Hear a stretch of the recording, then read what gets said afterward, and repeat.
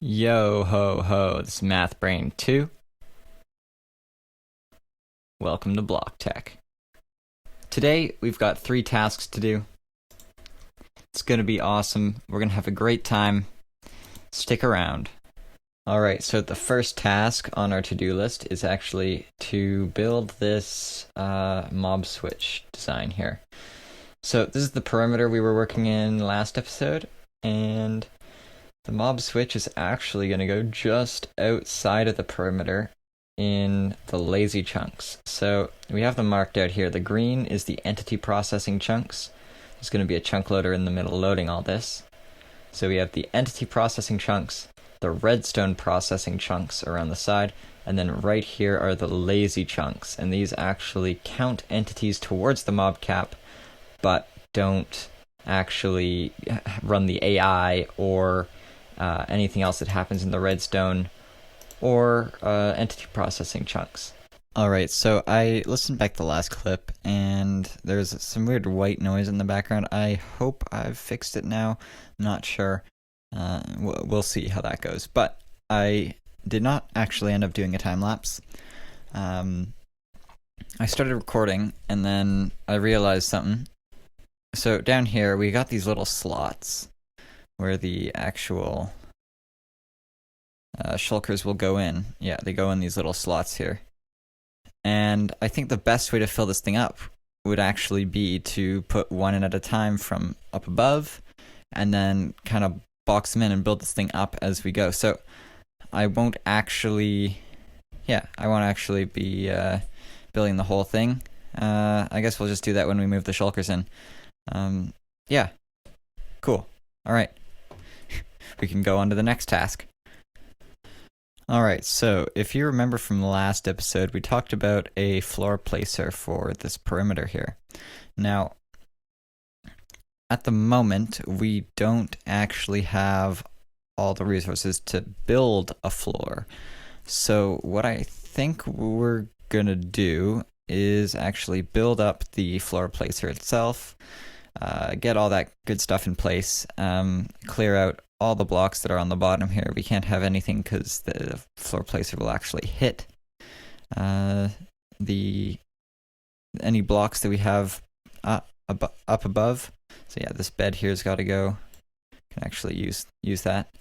Yeah, and anything else we have here needs to go. So what I'm going to do, I'll clear out everything here, and then start placing in the item distribution system for this floor placer.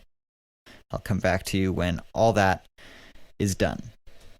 Alright, so I've built the entire item distribution system. So there's 3 little rows of leaves going down the whole way. There's also a row or 2 of sea lanterns here. Yeah, had to put 2 rows in to actually make it so it fit properly with this machine here. And this is the floor placer itself. So yeah, it's all ready to go. The only thing we actually need now is storage system for the item distribution. So we actually have no place to put any of the items, and we also need a ton of sea lanterns, which we're just going to be a pain to craft. So I guess we need a way to craft all these things really fast, because just regular crafting is pretty slow. So we're going to try to design a system that will speed that up for us. Alright, so I've been doing some prototyping for a crafting system, and this is what I've got. So far the redstone's a bit loose, but this works for what it's supposed to do. So each dropper, inside there is 18 droppers in total, and all 18 droppers are intended to shoot out 64 items. So they're all full, and if we go ahead here, we can toggle this switch here, and items will start being dispensed, and they'll be held up at the end here. Yeah, at the end of this area. once they're all let out, yeah, they can get...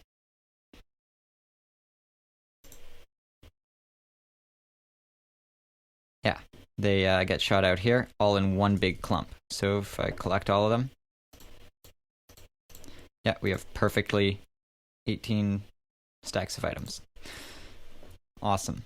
So the next thing I need to do is actually make a logic circuit that will hook multiple of these modules up and make it so the player will never actually run out of items. Alright, so I got a little excited and I built this thing. This circuit right here is just the last circuit I showed, except compressed a whole ton. I'm sure someone could do a better job than this, but this is what I came up with. Yeah. So over here we got 3 modules, and they're all connected up to the same circuit. So this should give you, this should give you 2 or 1.5 inventories here. So in total, you should be getting 3 inventories of items coming out at you all at the same time here. So I'll actually give you a little demo of the machine. If I go into survival mode, turn this on, open the recipe book. It's better than JEI to use the recipe book, I think. So just less distance and less clicks overall. So just kind of go like this. And I've made it so it is around the speed the average player crafts at. So yeah, I'm going a bit faster than some of my friends go. So if I just wait a second here, I'll get some more items and I can keep going. It also gives me a break because I really don't have the endurance to keep doing this forever and ever. Yeah, so that's a quick demo. There's just off-on switch right here. Next thing we've got to do is actually build up a item distribution system so these chests can all get filled up. Alright, come back to you when that's all done. Alright, so the crafting system is finished. I've added some storage on top. This should be able to hold the resources to craft about 50,000 sea lanterns all at once. There's an item filter up here, so it can come directly from the Guardian farm and go into here. Composters are on top of the hoppers to reduce lag. Yeah, and at the back here, there's a storage system. Would you like to join my dad's Minecraft server? As a clan, I'd love to be invited.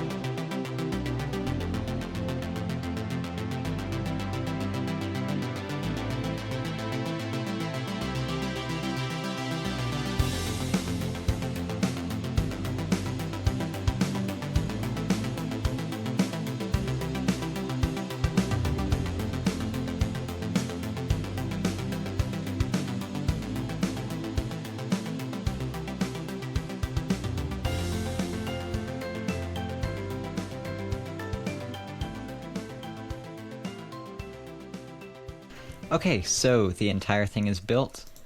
All the hoppers do take down my frames for some reason. Yeah.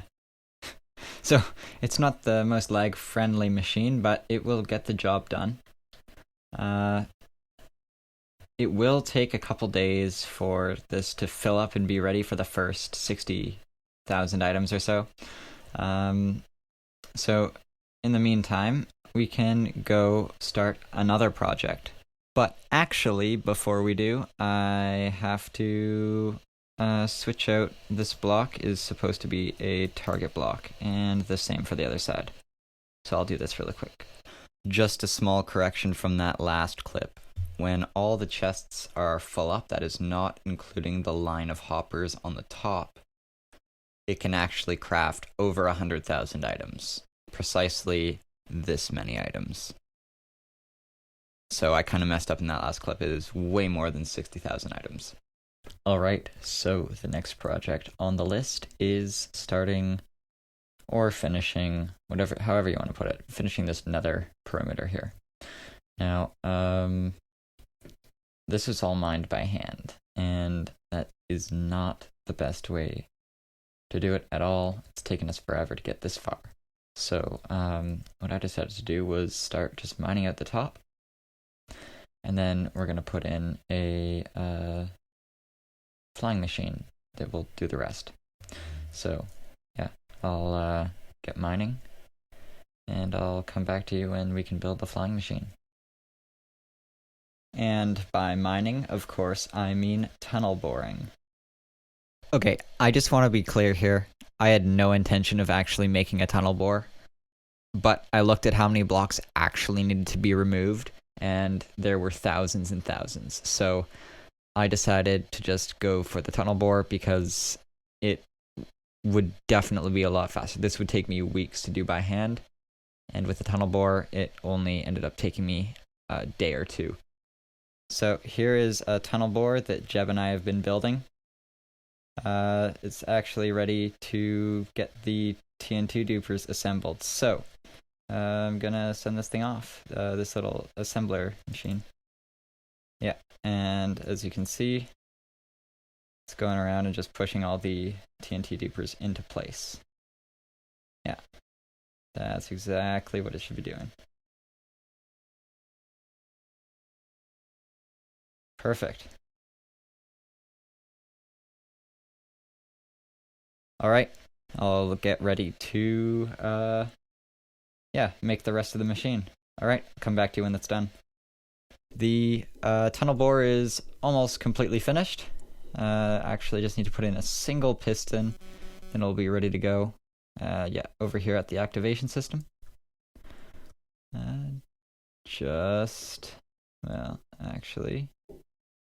Right here. Just like that. Alright. Now we're ready to go. Got a backup of the world just in case something goes wrong. But really we should be good.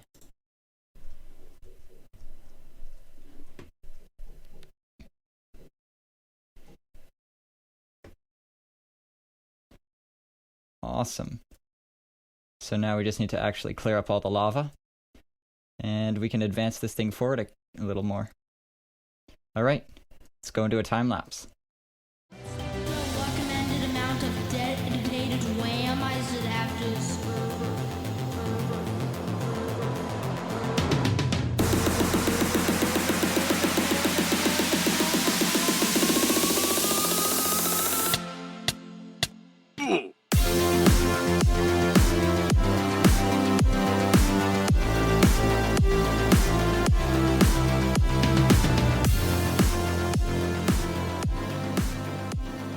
We've been running this for a little while, got a whole lot done. It's looking pretty good, but we ran into a small hiccup.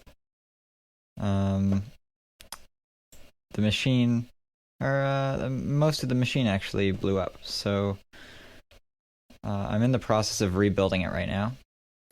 Should take probably about 30 minutes to get this thing back up and running. And then we should be able to finish the rest. I actually have a tunnel going all the way to the end. Just need to get down to there, which it's not that far. So, I'll just get this thing up as fast as possible. We have just finished running the tunnel bore. We made this amazing tunnel here. It looks great. Besides that one little hiccup in the middle here, it worked perfectly. Did a 21 block tall hole for most of the way, besides if we're ignoring these little blocks here, which won't actually be too much of a pain to remove. But we're actually going to be able to fit a world eater inside here. So, it's actually the perfect height. In the next episode, we're going to build another tunnel bore, just over 14 chunks in that direction.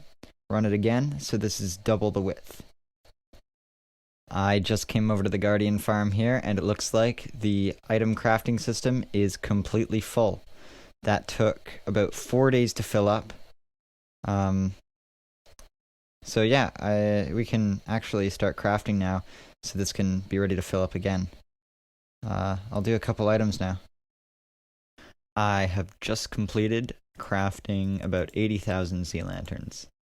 So this is only about half, just a bit over half of what we need. So I'm in the process of running the Guardian farm some more to fill this machine back up again so we can craft the rest of them.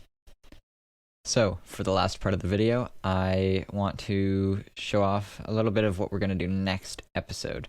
So along with the second part of the tunnel bore, we're going to work on this iron farm here. So this is a design by Ray's Works. I'll put a link to his channel down in the description. You've probably heard of him. This is really just a proof of concept farm. So I'm going to tweak this a bit just to make it a bit faster and more efficient. But the basic idea of the farm is that there's a player sitting in the minecart here, and they will go in and out of this end gateway, reloading all these villagers here.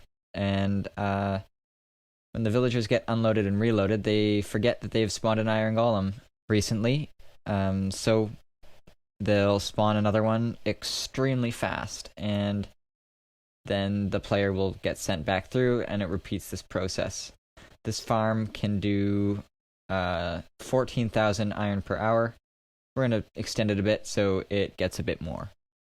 Alright, come back to you when I got a design. I've been working on this for a bit. It's extended, so now instead of only having 6 villager modules, there are actually 16 now, so we have 2 rows of 8.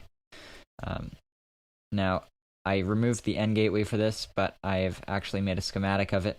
So we're gonna put it on one of the sides here. The end gateway doesn't have to be connected to a specific side. It's just needs to unload these and reload these. But it also needs to be connected to a couple of these pusher things, just so it will know when to send the player back. So it could be on this side. It could be on this side. Doesn't matter. Yeah. All right. So I'll make a schematic of this, and then, yeah, that'll be it for today. I hope you guys enjoyed watching the video. If you did, be sure to leave a like, and come back for the next video. Alright, I'll see you guys next time.